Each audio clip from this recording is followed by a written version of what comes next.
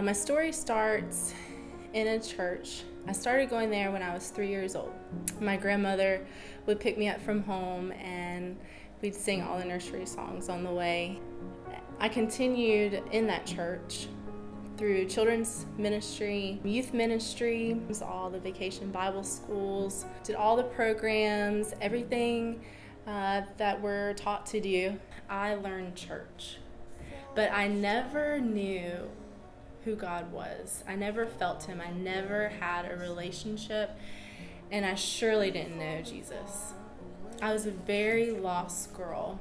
I was searching to belong, but I felt so alone in a place that was supposed to make me feel close to God. And so I made the decision to stop going to church altogether. This is when I allowed darkness to enter in my life. I was a very lost girl, again, searching for something. However, I couldn't find my way out, and I continued that lifestyle of self and selfishness and for years into my 20s. I was so good at covering the dark part of my life to fool people into thinking that I was okay.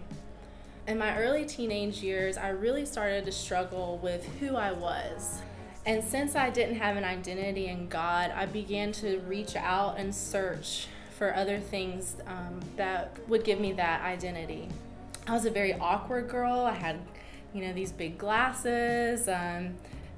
People at school or bullies would call me bubble butt. I was just a very awkward person.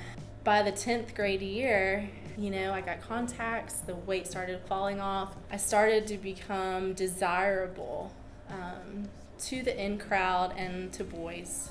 They started to notice me, and I began to find my identity in what the magazines and the TV shows said that I should be.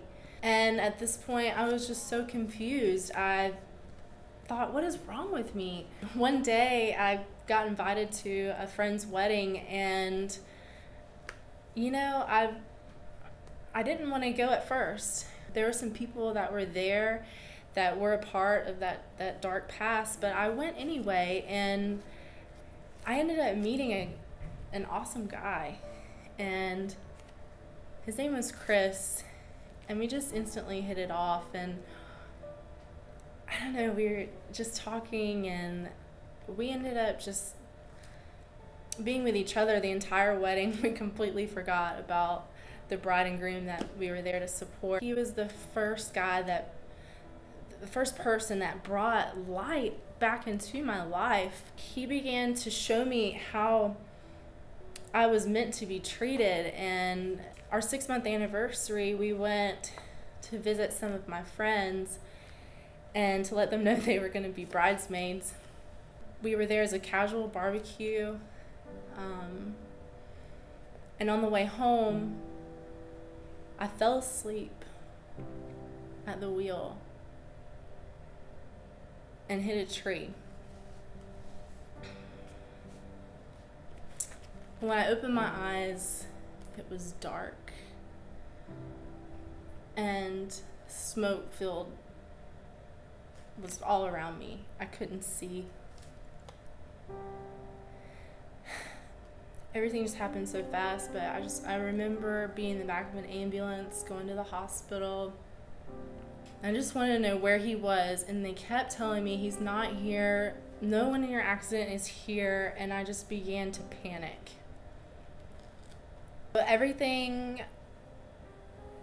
went dark again, and then I opened my eyes with my mother and my Meemaw standing over me. I asked again, "Where's Chris?" And tears filled their eyes, and they said, "He's not here, baby." And he didn't make it.